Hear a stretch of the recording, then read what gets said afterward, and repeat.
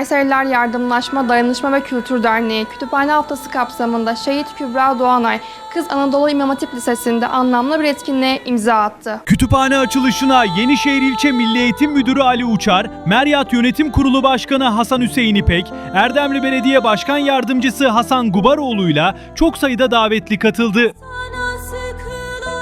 Programda konferans ve öğrencilerle kitap okuma etkinliği düzenlendi.